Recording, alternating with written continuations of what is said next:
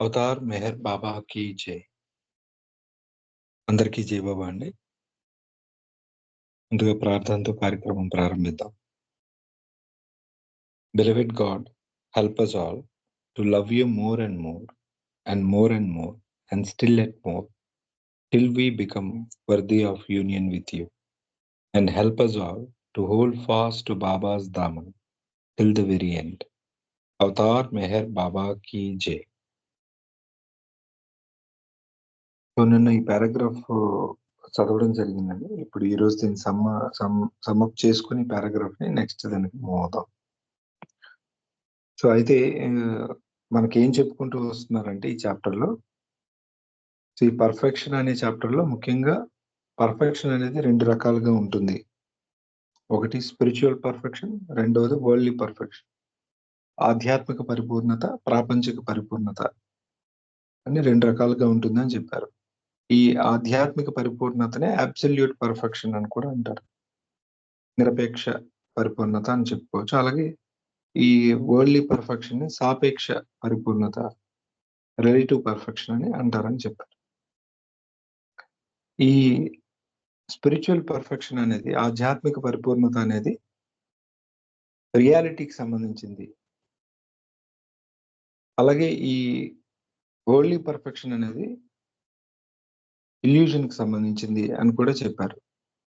అలాగే ఈ spiritual perfection అనేది ద్వంద్వాలకు అతీతంగా ఉంటుంది అని, ఈ వరల్డ్లీ పర్ఫెక్షన్ అనేది ద్వంద్వంలో ఉంటుందని, అంటే ఈ ద్వంద్వ ప్రపంచంలో ఉంటుందని కూడా చెప్పడం జరిగింది.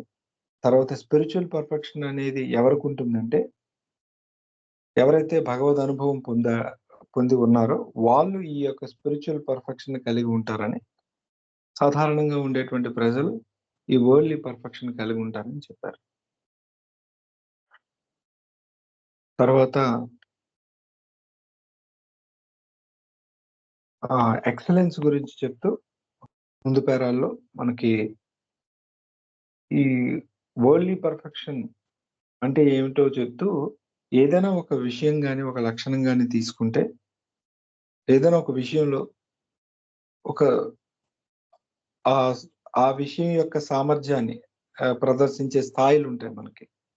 లో డిగ్రీ నుండి, అంటే క్రింది స్థాయి నుండి వాళ్ళు, అంటే అతి తక్కువ స్థాయి నుండి అతి ఉన్నతమైన స్థాయి వరకు ఆ క్యాపబిలిటీని, ఆ సామర్థ్యాన్ని ప్రదర్శించచ్చు ఏ విషయంలో గాని. దానికి బాబా చాలా ఎగ్జాంపుల్స్ ఇచ్చారు. ఆర్ట్ అని, మ్యూజిక్ అని, సైన్స్ అని, ఇంకా చాలా ఇచ్చారు. ఇలాంటి వాటిలో ఎవరైతే ఈ ఉన్నతమైనటువంటి స్థాయికి సంబంధించిన సామర్థ్యాన్ని ప్రదర్శిస్తారో, దాన్ని ఆ ఉన్నత స్థాయికి చెందిన సామర్థ్యం ప్రదర్శనని మనం ఎక్సలెన్స్ అని అంటాం. సో దాన్ని సాధారణంగా వరల్డ్లీ సెన్స్ లో మనం పర్ఫెక్షన్ అని పిలవడం జరుగుతుంది, ఆ ఉన్నత స్థాయికి సంబంధించింది.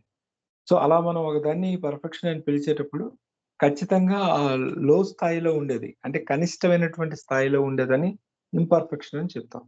ఆ గరిష్టమైనటువంటి స్థాయిలో ఉండేదని పర్ఫెక్ట్ అని చెప్పడం జరుగుతుంది.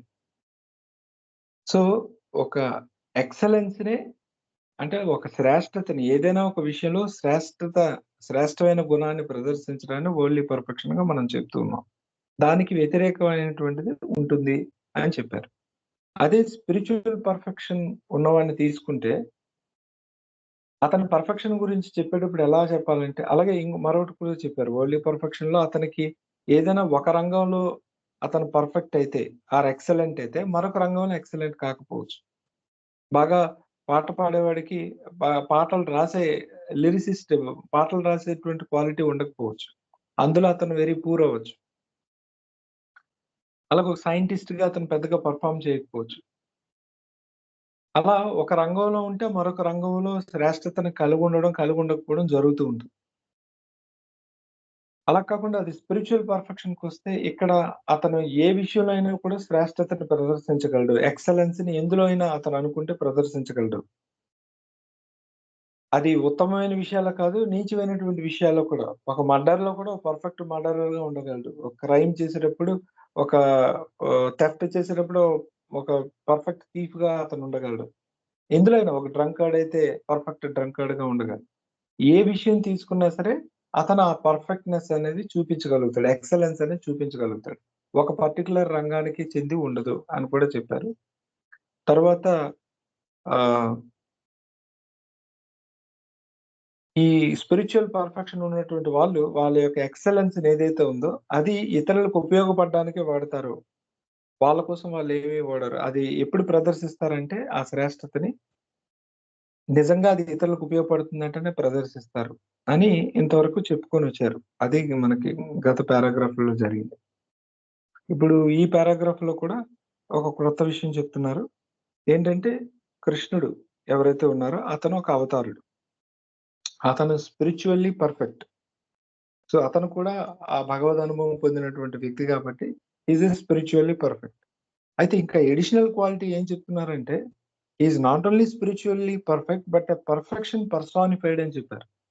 అంటే ఏ పరిపూర్ణత గురించి, ఏ ఆధ్యాత్మిక పరిపూర్ణత గురించి మాట్లాడుతున్నామో, ఆ పరిపూర్ణత అనే దానికి ఒక రూపం ఇస్తే అదే కృష్ణుడు అని చెప్పారు. అంటే పరిపూర్ణత ఒక రూపాన్ని ధరిస్తే, రూపాన్ని దాల్చితే అది అదే కృష్ణుడు.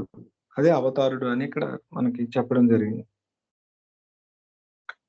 అయితే లాస్ట్‌లో కూడా అతనికి అన్ని పర్ఫెక్షన్స్ ఉన్నప్పటికీ కూడా అతను అన్ని రకాలుగా తన పర్ఫెక్షన్‌ని చూపించగలడు. ఆ విషయాలు చెప్తూ ఆహ్ అతని పర్ఫెక్షన్ ఉన్నా కూడా అతని యొక్క ఏ కార్యార్థి అయి ఈ భూమి మీదకి అతను అవతరించాడో, ఆ కార్యానికి ఉపయోగపడితేనే అతను ప్రదర్శించాల్సినప్పుడు ఆ ఎక్సలెన్స్‌ని చూపిస్తాడు. అంతేగాని ఉన్నాయి కదా అని చెప్పి నా దగ్గర అతను ప్రదర్శించడం జరగదు. అతను చేసే ప్రతి పని కూడా ఆయన యొక్క మిషన్ ఏదైతే ఉందో, ఏ మిషన్ నెరవేర్చడానికి అతను అవతరించాడో దానికి అనుగుణంగా అతని చర్యలుంటాయనేది ఈ పారాగ్రాఫ్‌లో చెప్పడం జరిగింది. జై బాబా. కంటిన్యూ చేయనా నాన్న? ఆ!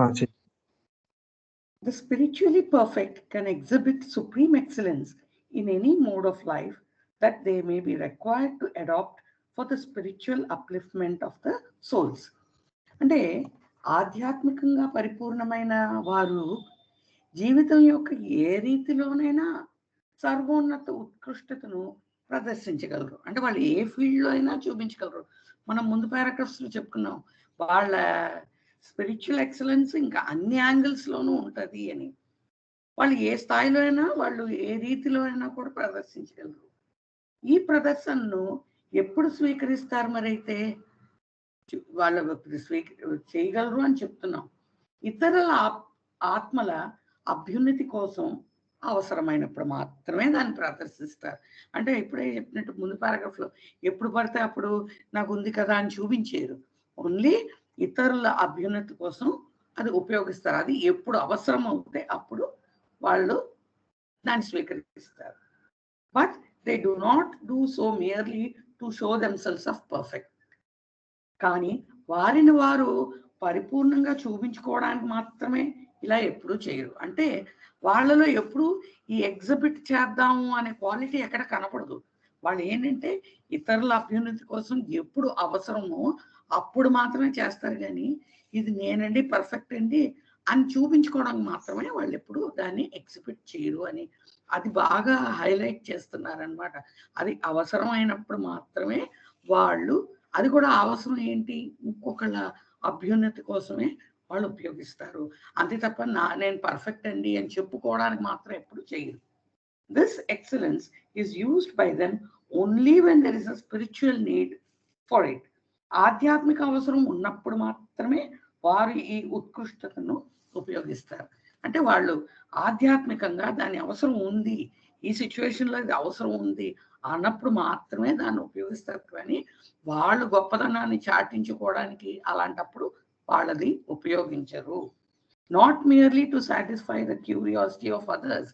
అంతేకాదు, అంతేగాని ఇతరులు జిజ్ఞాసను సంతృప్తి పరచడానికి మాత్రం ఉపయోగించరు. అయ్యో వాడు జిజ్ఞాస పడుతున్నాడు, వాడు ఉత్సాహపడుతున్నాడు నా ప్రదర్శనని చూడడానికి అని అలాంటి అల్పమైన విషయాల కోసం వాళ్ళు ఉపయోగించరు. అయ్యో వీళ్ళందరూ నన్ను చుట్టూ చూస్తున్నారు, నా ప్రదర్శనని చూడడానికి వీళ్ళు రెడీగా ఉన్నారు, చూపిస్తే బాగుండును, అటువంటివన్నీ కన్సెషన్స్ లేవు. ఓన్లీ ఆధ్యాత్మికంగా దానికి ఏమైనా అవసరమయ్యి ఎవరికైనా ఇతరులకు వాళ్ళ అభ్యున్నతికి ఉపయోగపడుతుంది అన్నప్పుడు మాత్రమే దాన్ని ఉపయోగిస్తారు. When they use such excellence, they do so with utter detachment. వారు ఇటువంటి ఉత్కృష్టతను ఎప్పుడైనా ఉపయోగించాలి అన్నప్పుడు దానిని వారు పూర్తి నిస్సంగ భావంతో చేస్తారు. ఇక్కడ నిస్సంగ భావం అంటే ఏంటి? వాళ్ళకి దాంతో ఏ విధమైన కనెక్షన్ ఉండదు. ఇప్పుడు కృష్ణుడినే తీసుకుందాము. కృష్ణుడు తన ప్రదర్శనని చేయాలనుకోండి ఎవరిదో అభ్యున్నతి కోసం. అది ఎందుకు చేస్తాడు? కేవలం వాళ్ళ అభ్యున్నతి కోసం. కానీ తనకేది అటాచ్మెంట్స్ ఉండవు దానికి. దానివల్ల నాకేం పొందుతాను అన్న విషయం అని ఉండదు. దానివల్ల అతనికి ఏమి అటాచ్మెంట్ లేదు. అలాగే చెప్తున్నారు, ఇతరుల ఉత్కృష్టత కోసం ఎప్పుడైనా ఉపయోగించారంటే దాన్ని వారు పూర్తి నిస్సంగ భావంతో చేస్తారు. అంటే తామరాకు మీద నీటి బిందువులా నిస్సంగంగా ఇది చెయ్యాలి కాబట్టి చేస్తారు అంతే. Just as a person who wears gloves may touch the dirt of the world without getting soiled. దీనికి ఒక ఎగ్జాంపుల్ గాను పైన చెప్పిన విషయం అర్థం చేసుకోవడానికి ఇలా మనం ఊహించుకుందాం. ఒక వ్యక్తి తన చేతికి గ్లౌజ్ లేక తొడుగులు వేసుకున్నాడు. ప్రపంచం యొక్క మలినాన్ని ముట్టుకుంటే అతని చేతికి ఎటువంటి మన్ను అంటుకోదు. ఇప్పుడు నేను ఏదో గార్డెన్లో పని చేయడానికి వెళ్ళానండి, మట్టి అయిపోతుంది మట్టిలో పని చేస్తుంటే, అందుకు నేను గ్లౌజ్ తోడుకుంటాను చేతికి అనుకున్నాను అనుకోండి. ఆ గ్లౌజ్ తోడుకుని నేను పని చేశాను అనుకోండి, నా చేతికి ఏం అంటుకోదు కదా, ఆ గ్లౌజ్కి అంటుకుంటుంది, తీసి పడేస్తాం. నా చేతికి ఏం మట్టి అంటుకోదు కదా. అలాగా వాళ్ళు ఏం చేసినా నిస్సంగ భావంతో చేస్తారు అని చెప్తున్నారు. A spiritually perfect being can be engaged in universal activity without being bound by it. దాన్ని ఇంకొంచెం ఎక్స్పాండ్ చేసి చెప్తున్నారు. అదే విధంగా ఒక ఆధ్యాత్మికంగా పరిపూర్ణమైన వ్యక్తి ఒక విశ్వకార్యాన్ని పూనుకున్నప్పటికీ ఆ విశ్వకార్యంచే కట్టివేయబడడు. ఇందాక మనం చెప్పుకున్నాం, గ్లౌజ్ వేసుకుని మనం పనిచేసాం అనుకోండి, మన చేతికి ప్రొటెక్షన్ ఉంది, మన చేతికి మట్టి అంటుకోదు. అలాగే ఒక పరిపూర్ణమైన వ్యక్తి కానీ తన విశ్వకార్యంలో ఏమైనా పూనుకున్నప్పుడు అతను దానివల్ల ఏ విధంగానూ బంధింపబడడు, అతనికి ఏ విధంగానూ అంటుకోదు, ఎందుకంటే నిస్సంగ భావంతో చేస్తాడు అని చెప్తున్నారు. దానికి ఎగ్జాంపుల్ అనమాట ఆ గ్లౌజు మట్టి. అలాగే మన ప్రాపంచిక మలినాను వాడికి ఏం అంటదు, ఎందుకంటే వాడు చేసేది నిస్సంగ భావంతోను, సారీ అతను చేసేది నిస్సంగ భావంతోను అని. జై బాబా. నాకు ఇలాగ అర్థమైంది. జై బాబా.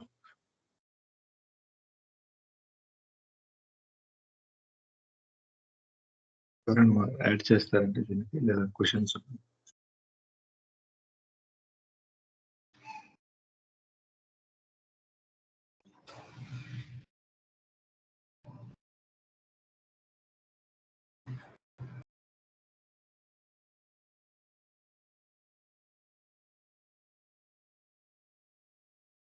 ఓకే.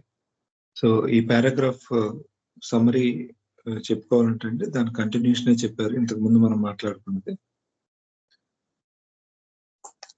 సో ఆధ్యాత్మికమైన అవసరం ఉంటే తప్ప వాళ్ళ యొక్క ఎక్సలెన్స్ ఏదైతే ఉందో అది ప్రదర్శించరు. ఒకవేళ అలా పని చేయాల్సి వచ్చినా కూడా వాళ్ళు ఈ సంస్కారం అంటే ఏదైనా ఒక పని చేస్తే ఆ సంస్కారాలు ఏవైతే దాంట్లో ఏదైతే చిక్కుకోవడం బంధనాలు ఏర్పడతాయో ఆ బంధనాలు అనేవి ఏర్పడకుండా వాళ్ళకి వర్క్ చేయడం అనేది తెలుసు, అలా చేస్తారు. దానికి ఉదాహరణగా ఈ గ్లోవ్స్ వేసుకొని మనం ఎలా అయితే మట్టి పని చేస్తే మన చేతులకి బురద అంటకుండా ఉంటుందో అలా వాళ్ళు చేయగలుగుతారు అని చెప్పారు. సో నెక్స్ట్ పారాగ్రాఫ్ వెళ్దాం అండి. Perfection must be all sided. Radha గారు.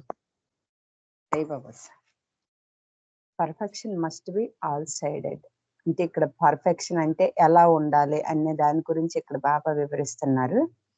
Perfection must be all sided అంటే పరిపూర్ణత అనేది అన్నింటిలోనే ఉండాలి.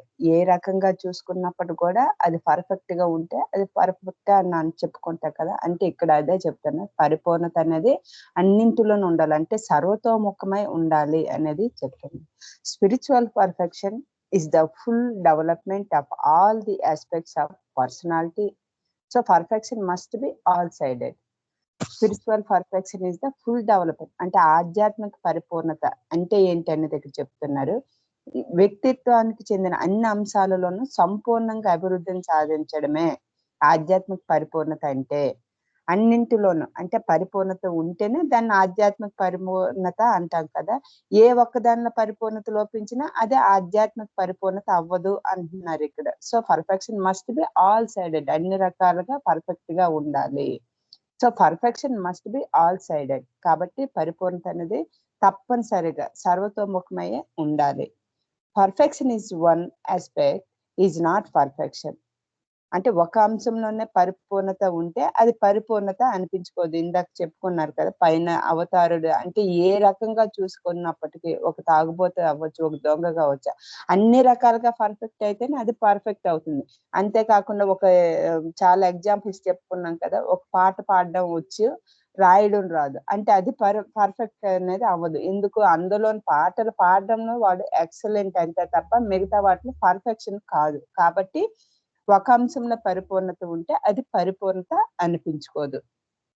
It is only a lop sided growth of a faculty or capacity. అదేమవుతుందంటే ఆ రకంగా ఒక దాంట్లోనే పర్ఫెక్షన్ అనుకుంటే అది కేవలం సమతూకం లేనిది, కేవలం సామర్థ్యం యొక్క క్రమరహితమైనటువంటి పెరుగుదల అవుతుందే తప్ప అది పాక్షికమైన అభివృద్ధి అవుతుంది తప్ప మొత్తంగా అది డెవలప్మెంట్ కాదు.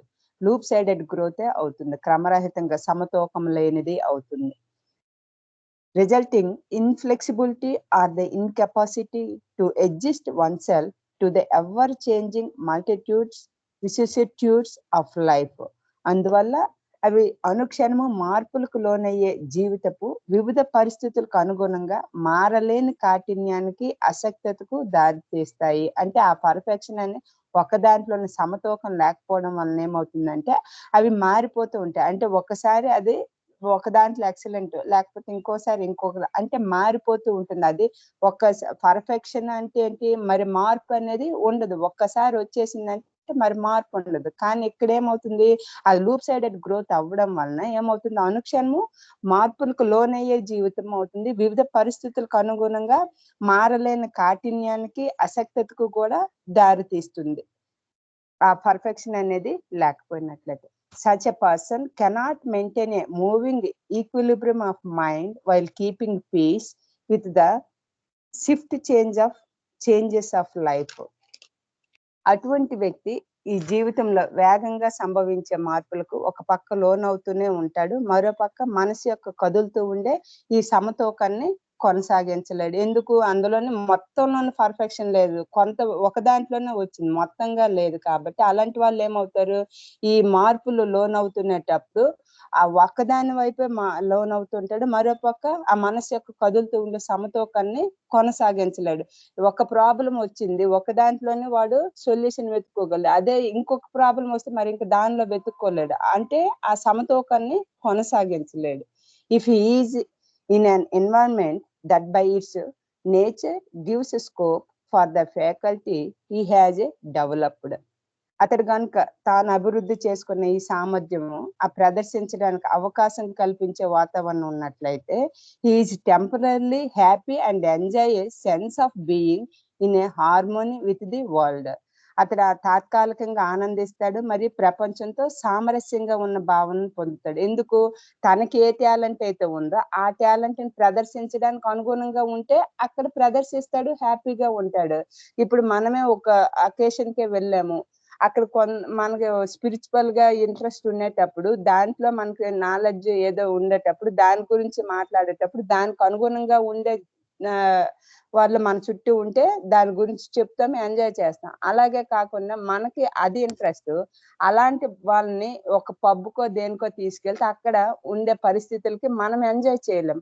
అలాగే ఇక్కడ కూడాను ఆ నేచర్ ని బట్టి వాడు తను అభివృద్ధి చేసుకున్న ఆ సామర్థ్యము ప్రదర్శించడానికి అవకాశం కల్పించే వాతావరణం ఉంటే హ్యాపీగా ఉంటాడు, సామరస్యంగా ఉన్న భావనను పొందుతాడు. ఎస్, ఇదంతా నాకు సంబంధించి నాకు అనుగుణంగా ఉందనేటటువంటి ఆ ఆనందాన్ని కూడా పొందుతాడు.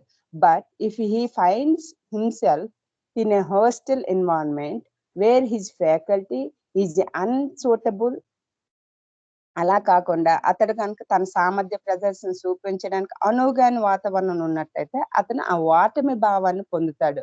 అంటే తనకి అనుగుణంగా ఉండేటటువంటి వాతావరణం లేకపోతే ఇంకా ఆ నిస్సహాయత అనేది వచ్చేయడం అనేది జరుగుతుంది. he has a sense of failure and his poise is disturbed. అంటే ఆ స్థిత ప్రజ్ఞ అంటే అతనికి ఉండేటటువంటి ఆ కాన్ఫిడెన్స్ అదంతా ఏమవుతాయి అంటే డిస్టర్బ్ అయిపోతుంది, చెదిరిపోవడం అనేది జరుగుతుంది. therefore perfection implies perfection in every respect. కాబట్టి పరిపూర్ణత అంటే ప్రతి విషయంలోనూ పరిపూర్ణత సాధించడమే. అంటే అక్కడ మన పరిసరాలకు అనుగుణంగా ఉండేటప్పుడు ఒకలాగా, పరిసరాలకు అనుగుణంగా లేనప్పుడు ఒకలాగా ఉంటే దాన్ని పర్ఫెక్షన్ అవ్వదు. అంటే పర్ఫెక్షన్ అంటే ప్రతి విషయంలోనూ పర్ఫెక్షన్ సాధించడమే. కాబట్టి అన్ని వైపులా కూడా సర్వతోముఖమై ఉండాలి ఆ పరిపూర్ణత అనేది ఈ పేరాలో చెప్తున్నట్టు నాకు అర్థమైంది సార్. మిగతా వాళ్ళు ఎవరైనా యాడ్ చేయాలంటే యాడ్ చేయండి. జై బాబా. జై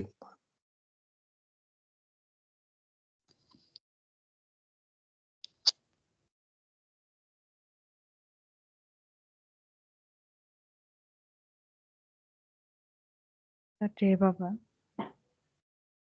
జై బాబా.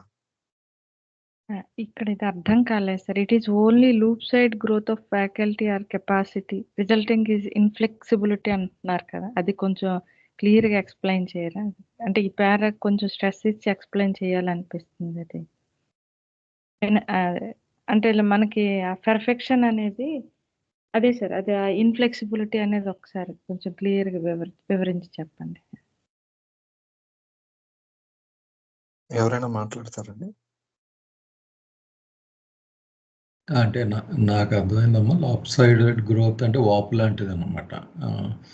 మనకి చాలా స్కిల్స్ ఉంటాయి కదా, ఒక కెపాసిటీలోనే మనకు ఆ శక్తి ఉంటుంది. అంటే ఉన్నప్పుడు రెండో సైడ్ అక్కడ అడ్జస్ట్ అవ్వడం కష్టం అవుతుంది. అంటే వాపుతో లాప్ సైడ్ గ్రోత్ అంటే ఒక వాపు లాంటిది. నిజమైన స్ట్రెంగ్త్ కాదనమాట అది. ఒక ఆ పాయింట్ ఆఫ్ వ్యూలో చెప్పారు కదా.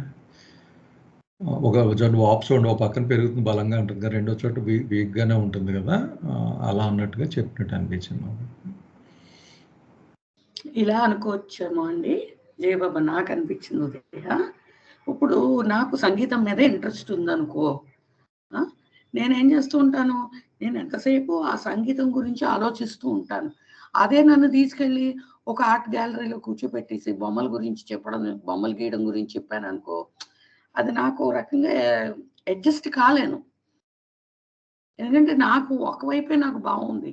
మరి స్పిరిచువల్ పర్ఫెక్షన్ అంటే అది అన్ని వైపుల్ని, అన్ని రకాల ఆస్పెక్ట్స్లోను ఏ రకమైన అట్మాస్ఫియర్. తర్వాత చెప్పారు చూడు, నాకు ఇంట్రెస్ట్ లేని జాగాకి నన్ను తీసుకెళ్లారు అనుకో, నేను అక్కడ అడ్జస్ట్ అవ్వలేను. ఎందుకంటే నాకు ఆ పర్ఫెక్షన్ లేదు ఆ ప్లేస్లో, ఆ ఏరియాలో. అలా చెప్పుకుంటూ వస్తున్నట్టు అనిపించింది అనమాట. ఏ ఏరియాలో అయినా, ఏ పరిసరాల్లో అయినా, ఎటువంటి పరిస్థితుల్లో అయినా, ఎటువంటి సమయంలో అయినా మనం దేనికైనా ఫ్లెక్సిబుల్గా ఉండాలన్నమాట. అడ్జస్ట్ అయిపోయే కెపాసిటీ ఉండాలి.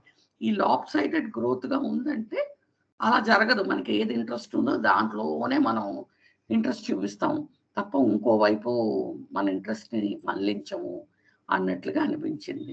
మరి జీవితం అన్నాక అన్ని రకాలు ఉంటాయి కదా, అవన్నీ ఈక్వల్లీ ప్రియంలో పెట్టుకుంటూ వెళ్ళాలి కదా మన మనస్సుని. అలా అనిపించింది. జయ బాబా, ఏమైనా హెల్ప్ఫుల్గా ఉందా ఉదయ? మేడం అదే అర్థం కావటం లేదు మేడం. ఆ పర్ఫెక్షన్ అనేటటువంటిది అంటే ఏంటంటే అన్నిటినీ యాక్సెప్ట్ చేసే విధానంగా ఉండాలా, లేకపోతే అన్ని తనలోకి తెలిసి అంటే ఇక్కడ అది ప్రత్యేకత కాదు, అంతా తనే ఉన్నాడు అనేటటువంటి స్థాయిలోకి వెళ్ళిపోవాలా? ఇప్పుడు ఇందాక ఏం చెప్పారు, మామూలు మన భౌతిక స్థాయిలో ఉండే ఎక్సలెన్స్లు ఏదో 1, 2, 3, 4 ఫీల్డ్లు లిమిటెడ్గా ఉంటాయి. ఇంకెప్పుడైతే స్పిరిచువల్ పర్ఫెక్షన్ ఉన్నవాడికి ఇంకా అన్ని యాంగిల్స్ లో సర్వతోముఖం అని ఇందాక చెప్పారు కదా, అన్ని యాంగిల్స్ లో అతను పర్ఫెక్ట్.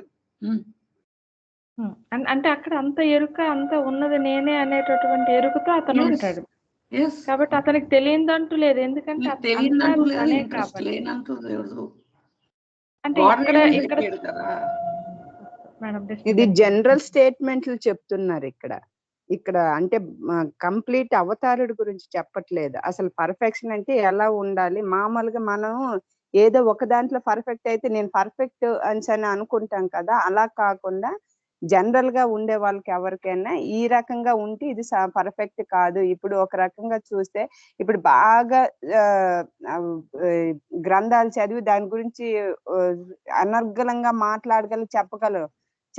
అదే ప్లేస్ లో ఏదైనా ఒక సిచ్యువేషన్ బయట ప్రపంచంలో ఒక గొడవ వచ్చింది, దానికి సొల్యూషన్ నువ్వు చెప్పలేకపోతే అప్పుడు దాని పర్ఫెక్షన్ అవ్వదు అనేది ఇక్కడ చెప్తున్నారు. ఆ రకంగా జనరల్ గా చెప్తున్నారు. అందుకు అక్కడ సమతూకం లేనిది అయిపోతుంది, అంతేగాని అది పర్ఫెక్షన్ అనిపించుకోదు అని ఇక్కడ ఆ లైన్ లో చెప్తున్నారు. అందుకు దాన్ని లూప్ సైడెడ్ గ్రోత్ అంటే ఒక రకంగా ఒకవైపు ఇప్పుడు సార్ చెప్పినట్టు ఒక రకంగా ఒక దగ్గర పెరిగిపోతుంది శరీరంలో అవయవము, మిగతాదంతా మామూలుగా ఉంది. అప్పుడు ఏమవుతుంది, ఇదంతా సరిగ్గా లావ్ అవుతున్నట్టు కాదు. వాడు బలహీనంగా ఉన్నవాడు లావ్ అవుతుంటే అంత శరీరం మొత్తం వాడు పెరగాలి, అంతేగాని ఒక చెయ్యో లేకపోతే ఒక కాలో పెరిగిపోతే దాన్ని ఏమవుతుంది, అది ఒక డిసీజ్ గానే పరిగణిస్తామే తప్ప వాడు ఆరోగ్యంగా హెల్తీగా పెరుగుతున్నాడని అనం కదా. అది లూప్ సైడెడ్ గ్రోత్ అంటే అది ఇన్ఫ్లెక్సిబుల్, మారడానికి అనుగుణంగా ఉంటుంది. ఒకరోజు తగ్గుతుంది, ఒకరోజు పెరుగుతుంది. అది ఫ్లెక్సిబుల్ గా ఉండకుండా అది ఒక దగ్గర అలా ఉండిపోవడం అనేది జరుగుతుంది. మార్పుకు లోనయ్యే జీవితం వివిధ పరిస్థితులకు అనుగుణంగా మారలేని కాఠిన్యానికి. ఇప్పుడు అక్కడే ఒక బాబా సెంటర్ లో ఉండేటట్లుగానే అన్నిటి దగ్గర ఉండలేం, కానీ ఇక్కడికి వచ్చేసరికి మన మార్పు అనేది ఉండాలి. కానీ అప్పుడు ఏమవుతుంది, మైండ్ ఈ పరిసరాలు నాకు నచ్చుకుంటాను, ఆ పరిసరాల నుంచి బయటకు వచ్చేయడానికి ప్రయత్నిస్తాను నేను. ఎందుకు పర్ఫెక్షన్ అనిపించుకోదు, ఎందుకు నాకు ఎక్కడ ఉంటేనే నాకు నచ్చుతుంది, అక్కడ ఉంటే నాకు నచ్చట్లేదంటే అప్పుడు దాన్ని నేను ఆధ్యాత్మిక అభివృద్ధి చెందినట్టు కాదు కదా. ఇందులోనే ఎలాగైతే ఉన్నానో ఒక బాబా దగ్గర ఎలాగైతే నేను ఎంజాయ్ చేస్తానో, ఎంజాయ్ చేసినప్పుడు ఎలాగైతే ఉంటానో, ఒకవేళ ఒక తాగుబోతులు వాళ్ళందరూ కూర్చునేటప్పుడు వాళ్ళని ఏ రకంగా సరిదిద్దడానికి నాకు కెపాసిటీ ఉంటే ఇక్కడ నేను ఏ రకంగా అయితే నా సామర్థ్యం చూపించాను అక్కడ సామర్థ్యం చూపించా. వీళ్ళతో మనకు పని సెట్ కాదు అనుకోని నేను వచ్చేస్తే అప్పుడు ఏమవుతుంది, నా దీంట్లో ఉన్నది పర్ఫెక్షన్ అవ్వదు కదా. అప్పుడు ఏమవుతుంది, నేను అక్కడ మార్పుకి నాకు అనుగుణంగా నేను మార్చుకోలేను ఆ పరిస్థితిని. ఏమవుతుంది, నేను వెనక్కి వచ్చేస్తాను. అది చెప్తున్నారు అక్కడ. అందుకు అలా ఉంటే అది పర్ఫెక్షన్ అవ్వదు అని చెప్తున్నారు. అందుకు ఇక్కడ ఒక దీంట్లోనే వచ్చింది కాబట్టి దాని పాక్షికమైన అభివృద్ధి అవుతుంది తప్ప అది కంప్లీట్ పర్ఫెక్షన్ అయితే అవ్వదు అనేది ఇక్కడ చెప్తున్నారని నాకు అనిపించింది ఆ లైన్ లో. జై బాబా. అర్థమైందండి.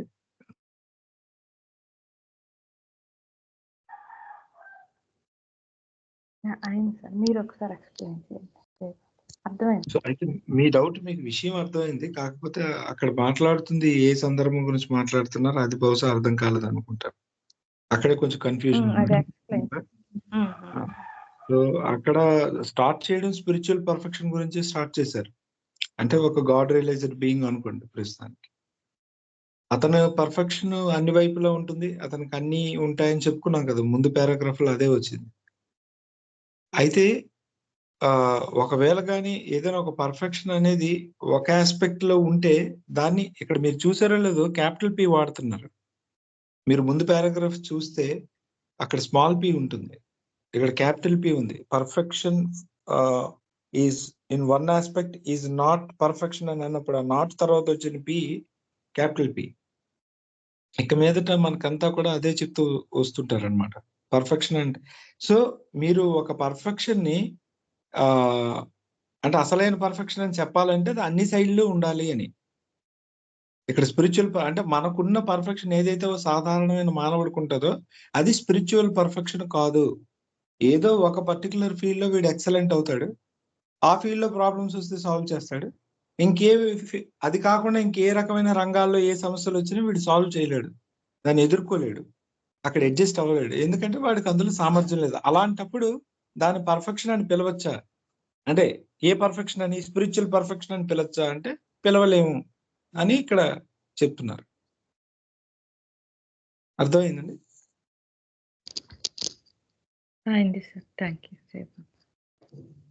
సో ఇక్కడ అంటే ఇక్కడ మాట్లాడుతుందో కంపేర్ చేస్తూ సాధారణమైన మనిషికి ఉండే స్కిల్ ఇలాంటి స్కిల్, ఒక దాంట్లో ఉండి ఒక దాంట్లో ఉండని స్కిల్. నిజమైనటువంటి రియలైజ్డ్ బీయింగ్ ఉండే స్కిల్ అన్ని వైపులా ఉంటుంది అనేది అదే heading. Perfection must be all sided అంటే అది అన్ని వైపులా ఉండాలి. అది మనకున్న పర్ఫెక్షన్ లో అది ఉండదు, ఒక సైడే ఉంటుంది. కాబట్టి అది సరైన గ్రోత్ కాదు. అందుకే మనం దేన్ని సరిగ్గా హ్యాండిల్ చేయలేం. అంటే మనం అంటే ఏ ఏరియాలో ఎవడైతే ఒక మంచి సింగర్ అనుకోండి, ఆర్ మంచి క్రికెటర్ అనుకోండి, వాడికి వేరే దగ్గర చాలా ప్రాబ్లమ్స్ ఉంటాయి. అక్కడ ఉండే ప్రాబ్లమ్స్ వాడు సాల్వ్ చేయలేడు. అదే ఈ పరిస్థితి ఒక గాడ్ రియలైజ్డ్ బీయింగ్ ఉండదు. ఎందుకంటే అతనుకున్న పర్ఫెక్షన్ అసలైన perfection, real perfection, true perfection. అతనికి అన్ని వైపులా ఎక్సలెన్స్ ఉంటుంది. అతను ఎప్పుడు ఏది వాడాలనుకుంటే అది వాడగలుగుతాడు. మన పరిస్థితి అది కాదు అనేది ఈ పారాగ్రాఫ్ లో యొక్క సారాంశం. సో నెక్స్ట్ దానికి మూవ్ అవుతామండి. ఇంకెవరికైనా క్వశ్చన్స్ ఉంటే కంటిన్యూ చేద్దాం, లేకపోతే నెక్స్ట్ దాన్ని move.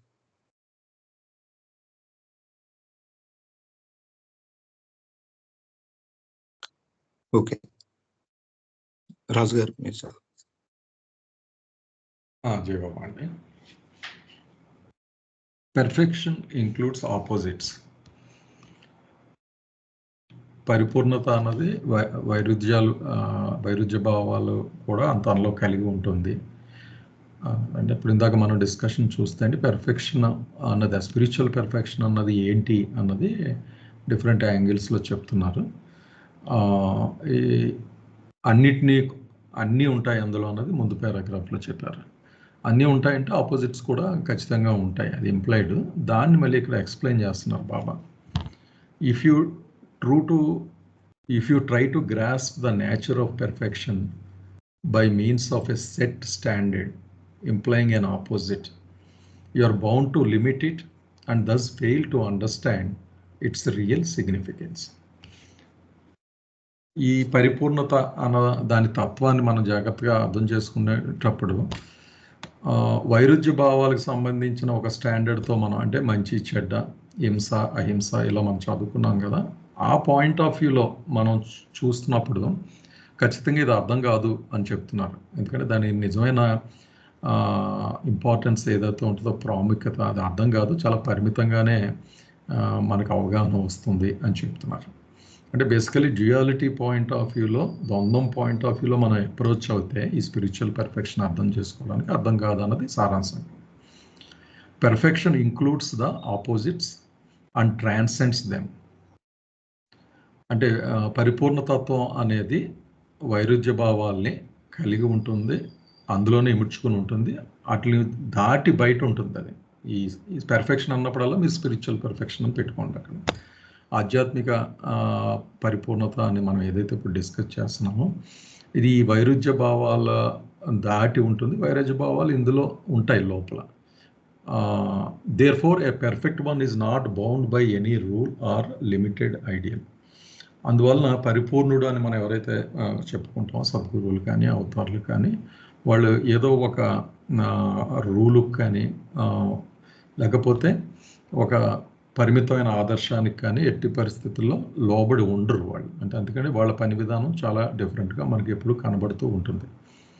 Is beyond good and bad. వాళ్ళు మంచికి చెడ్డకు అతీతులు. But is law for those who are good provides good rewards. అయితే వాళ్ళు అనుసరించే ఆ పద్ధతి ఎలా ఉంటుందంటే, మంచి వాళ్ళకి మంచి జరిగేలాగా ఉంటుంది.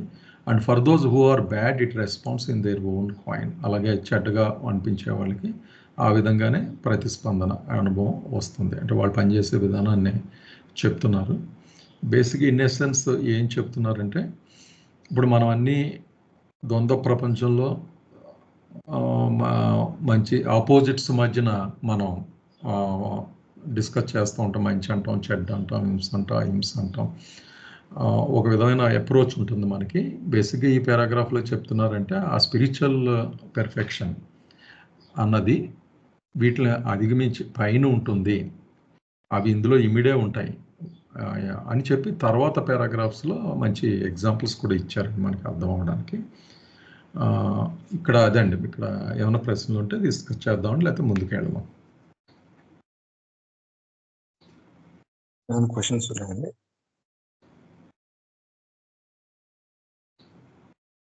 ఓకే, సో ఇక్కడ చెప్తుందండి, రాజుగారు చెప్పినట్టే స్పిరిచువల్ పర్ఫెక్షన్ గురించే మాట్లాడుతూ ఉన్నారు. సో పర్ఫెక్షన్ అని అనగానే మనం ఇంకా స్పిరిచువల్ పర్ఫెక్షన్ అనేది తీసుకోవాలి. అయితే ఇంతకు ముందు పారాగ్రాఫ్ కి దీనికి తేడా ఏంటంటే, ముందు పారాగ్రాఫ్ లో పర్ఫెక్షన్ ఆల్ సైడెడ్ లో ఉంటుంది. అంటే ఒక రంగంలోనే, అంటే మనకు తెలిసిన ప్రాపంచికమైనటువంటి పరిపూర్ణత ఏదో ఒక రంగంలో ఉంటుంది, మిగిలిన రంగాల్లో ఉండదు. కాబట్టి ఒక వ్యక్తి ఏ రంగంలో తను శ్రేష్టంగా ఉంటాడో ఆ రంగంలో వచ్చే సమస్యలను ఎదుర్కొంటాడో ఆ వాతావరణంలో ఉండగాడు, వేరే వాతావరణంలో అతను అడ్జస్ట్ కాలేడు, అందులో ఎదురయ్యే సమస్యలను ఎదుర్కోలేడు. సో ఇది డిఫరెంట్ ఫీల్డ్స్ గురించి చెప్పారు ముందు దాంట్లో. ఇప్పుడు ఏం చెప్తున్నారంటే, అదే స్పిరిచువల్ పర్ఫెక్షన్ కి వస్తే అది ఆల్ సైడెడ్ ఉంటుంది, అన్నిట్లో ఉంటుంది అని చెప్పారు. అది ముందు పారాగ్రాఫ్. ఈ పారాగ్రాఫ్ లో ఏం చెప్తున్నారు, ఈ స్పిరిచువల్ పర్ఫెక్షన్, మామూలు పర్ఫెక్షన్ లో మనకి మనం ఇంతకు ముందు తీసుకున్నాం, ఒక స్కేల్ తీసుకుంటే ఒక స్కేల్లో లోయెస్ట్ డిగ్రీ, హైయెస్ట్ డిగ్రీ అని ఉంటుంది. హైయెస్ట్ డిగ్రీలో ఉన్నప్పుడు దాన్ని మనం పర్ఫెక్షన్ అని పిలుస్తాం. అంటే ఒక పాటలు పాడడంలో బాగా పాడితే, ఒక రాయడంలో బాగా రాస్తే, ఎందులోనైనా ఏ రంగం తీసుకున్నా అందులో ఎక్స్ట్రీమ్ డిగ్రీలో ఉన్నప్పుడు మనం దాన్ని పర్ఫెక్షన్ అని చెప్తున్నాం. అలా కాకుండా లోయెస్ట్ డిగ్రీలో ఉన్నప్పుడు ఇంపర్ఫెక్షన్ అని చెప్తున్నాం. ఏది ఇది వరల్డ్లీ పర్ఫెక్షన్ డిఫైన్ చేసేటప్పుడు. సో వరల్డ్లీ పర్ఫెక్షన్ లో మనం పర్ఫెక్షన్ అని మాట్లాడుతున్నప్పుడు అది ఒక కార్నర్ పాయింటే మనం మాట్లాడుతున్నాం. కానీ స్పిరిచువల్ పర్ఫెక్షన్కి వచ్చేసరికి ఇక్కడ పర్ఫెక్షన్ అనగానే అతను మామూలు ప్రాపంచికంగా ప్రదర్శించేటువంటి హైయెస్ట్ డిగ్రీలోనే ఉండగలడు, కావాలంటే లోయెస్ట్ డిగ్రీలో కూడా ఉండగలడు. అంటే అసలు అమాయకంగా అసలు ఏమీ రానివాడు ఎలా ఉంటాడో అందులో కూడా ఇతను ఎక్సలెన్స్ చూపించగలడు. అంటే ఈ చివర ఉండగలడు, స్కేల్కి అతను ఆ చివర ఉండగలడు. అంతేకాదు ఈ రెండింటికి అతీతంగా ఉండగలడు. మరి ఆ రెండింటికి అతీతమైన స్థితి ఏంటో మనకు తెలియదు, ఎందుకంటే మనకు అనుభవం లేదు కాబట్టి. సో ఈ రెండింటికి అతీతంగా కూడా ఉండగలడు.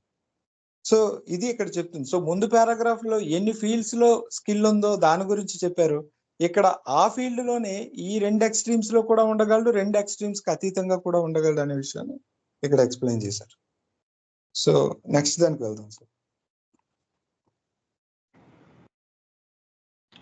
Krishna proved to Arjuna, who was his devotee, that his apparent bringing about of the physical and mental annihilation of the vicious Kauravas was for their spiritual salvation.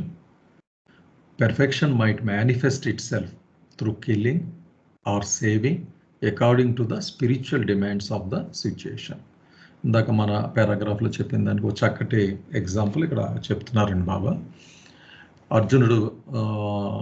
అర్జునుడు తన శిష్యుడు కదా, అక్కడ భారత యుద్ధంలో జరిగిన సంఘటన చెప్తున్నారు. అక్కడ కౌరవుల్ని భౌతికంగా కానీ మానసికంగా కానీ సమూలంగా నాశనం చేయడంలో దాని వెనకాల ఉన్న ఆధ్యాత్మిక ప్రయోజనం ఏంటో అర్థమయ్యేలా అర్జునుడికి చేశారు అక్కడ ఆ సంఘటనల ద్వారా. సాల్వేషన్ అంటే ముక్తి, అంటే వాళ్ళకి అల్టిమేట్ ప్రయోజనం ఆధ్యాత్మిక ముక్తి వస్తుంది కనుక వాళ్ళని నాశనం చేయడానికి గల కారణాలు అతనికి అర్థమయ్యేలా చేశారట అక్కడ context. Perfection might manifest itself through killing or saving according to the spiritual demands of the situation.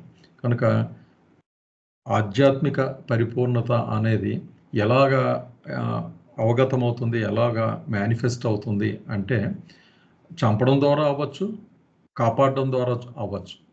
అక్కడ ఉన్న ఆధ్యాత్మిక పరిస్థితులు, సిచ్యువేషన్స్ను బట్టి అది ఏదైనా కావచ్చు. అందుకే ఇందాక మనం చెప్పిన ఆపోజిట్స్ అన్నదానికి చంపడం అన్నదాన్ని కాపాడడానికి వ్యతిరేకం. కానీ ఏ రూపంలో ఉన్నా అప్పుడున్న సందర్భానుసారం అల్టిమేట్ ఆధ్యాత్మిక ప్రయోజనాన్ని దృష్టిలో పెట్టుకుని అది చేయడం జరుగుతుంది అన్నమాట. కనుక బైండ్ అయిపోడు, నేను ఎప్పుడూ కాపాడుతాను అని మనకు సాధారణంగా భగవంతుడు అంటే కాపాడేవాడి కిందనే చూస్తాం, చంపేసేవాడిని భగవంతుడిగా ఊహించుకోలేం కదా. కానీ భగవంతుడు బియాండ్ కదా, ఆయన పెర్ఫెక్షన్ ఎంత ఎలా ఉంటుందంటే నీకు మంచి జరుగుతుంది అంటే నీకంటే ఎవరికైనా కూడా అవసరమైతే తీసుకెళ్ళిపోతాడు.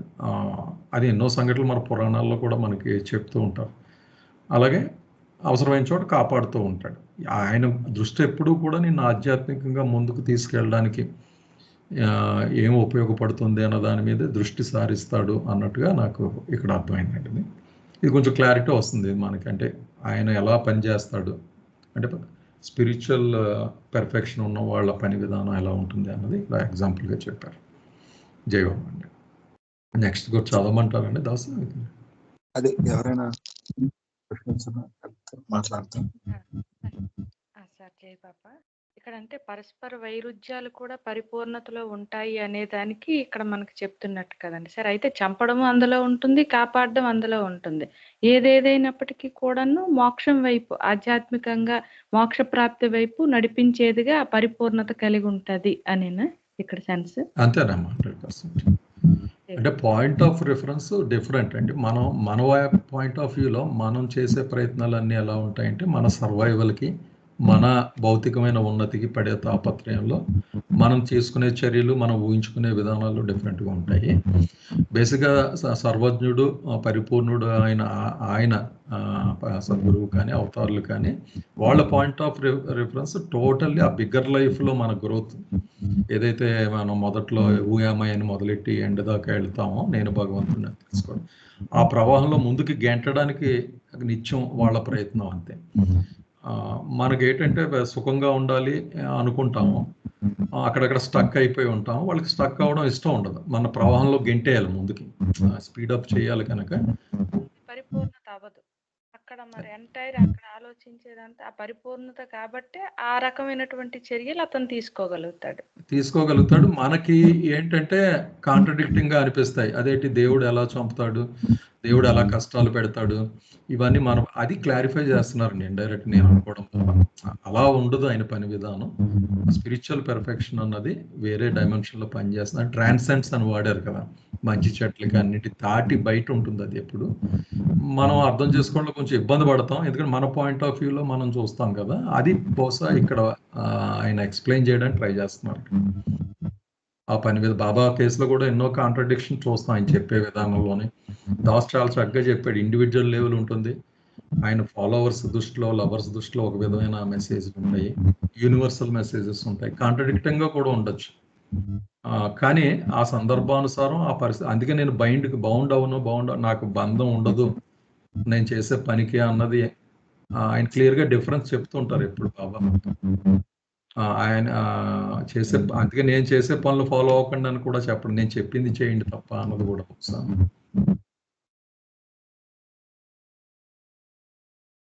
ఇంకెవరైనా మాట్లాడతారండి?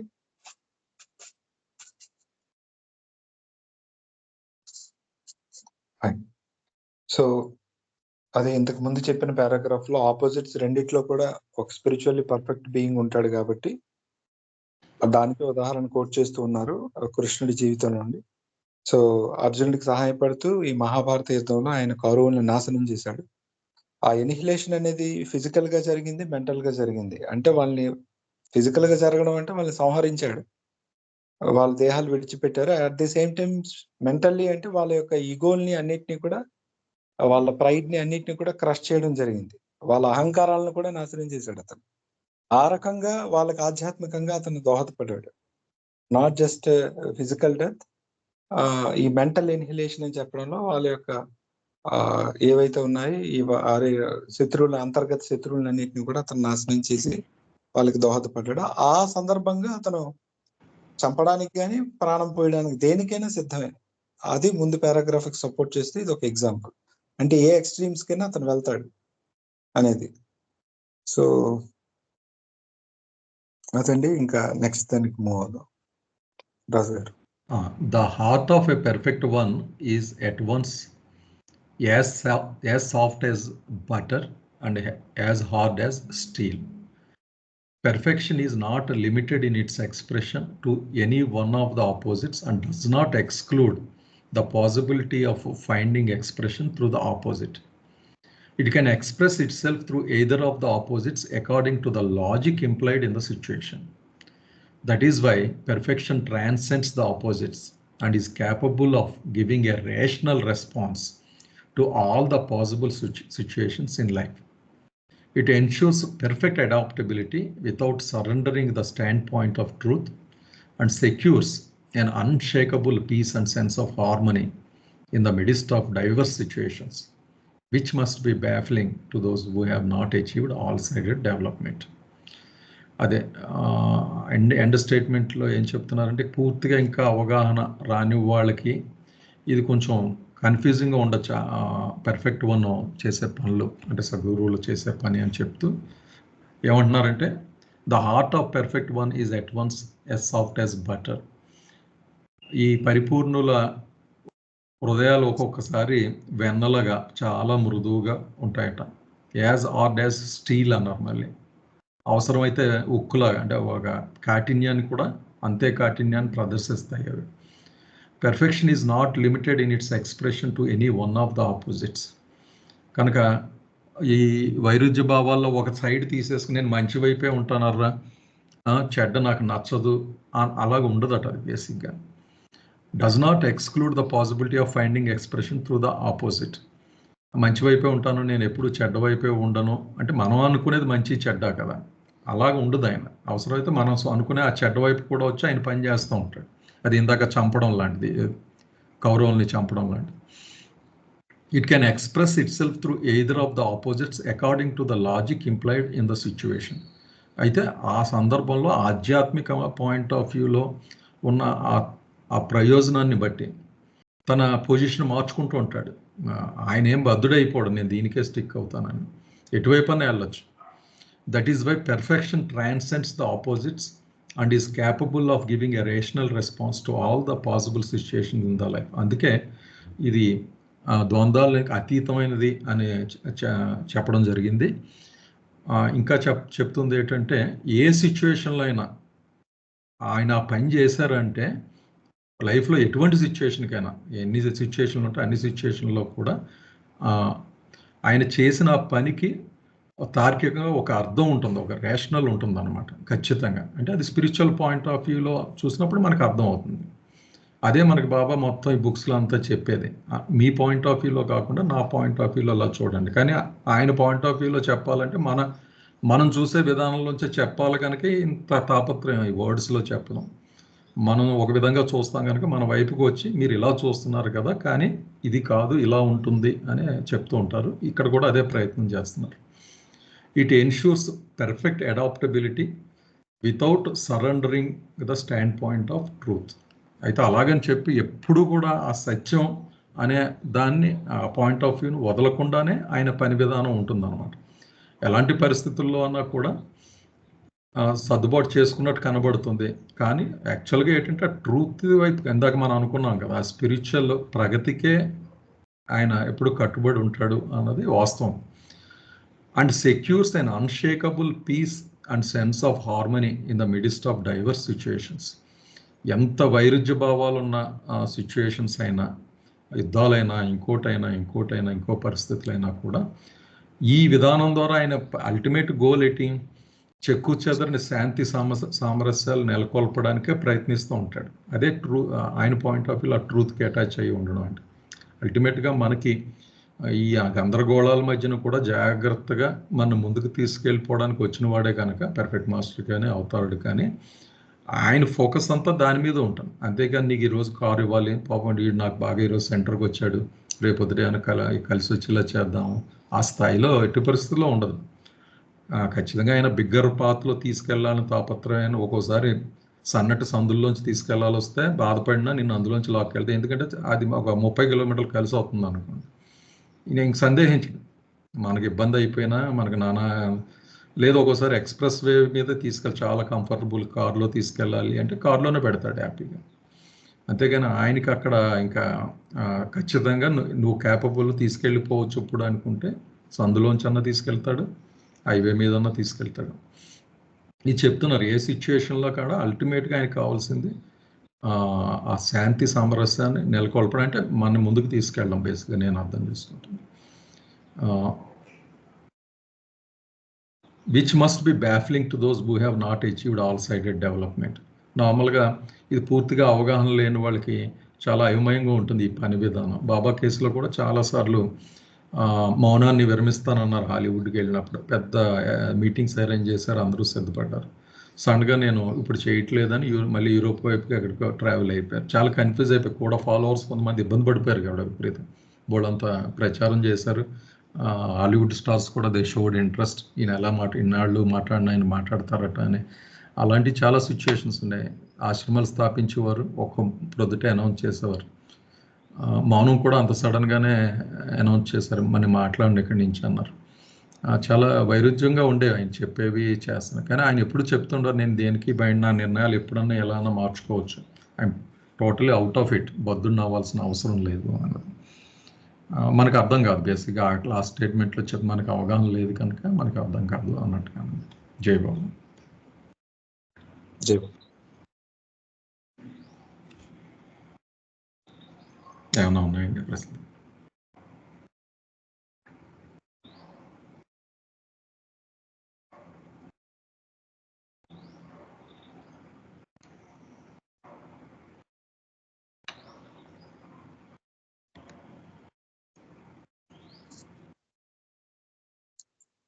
ఓకే. సో చాలా ఇంపార్టెంట్ పారాగ్రాఫ్ అండి ఇది మనకి. అంటే ముఖ్యంగా అవతారుడు సద్గురువులు వాళ్ళ చేష్టలు ఎలా అర్థం చేసుకోవాలి, ముఖ్యంగా వాళ్ళ జీవిత చరిత్రలు చదివేటప్పుడు అనేక సంఘటనలు ఎదురవుతుంటాయి. మనకు మనమే సర్ది చెప్పుకోలేం ఎందుకు బాబాయ్ ఎలా చేశారు అని. సింపుల్ గా రామావతారం తీసుకుంటే ఎందుకు సీతాదేవిని విడిచిపెట్టారు అనేది చాలా మందికి అవతార రామాయణంలో ఆ సందేహం కలుగుతుంది. లేదా బాబా ఈ స్కూల్స్ పెట్టి విడిచిపెడతారు, లేకపోతే కొంతమందిని పెళ్లి చేసుకోమంటారు, తర్వాత వేరే రకంగా ఉండమంటారు. ఆ ప్రతి సూచనలు కూడా ఎవరో కొంతమంది ఈ నాన్ వెజిటేరియన్ తీసుకోలేని వాళ్ళు వచ్చేవారు, బ్రాహ్మణులు ఎవరో సాధకులు, వాళ్ళకి తినమని చెప్పేవాడు, వాళ్ళకి కొన్ని చేయకూడని పనులు చేయమని చెప్పేవాడు.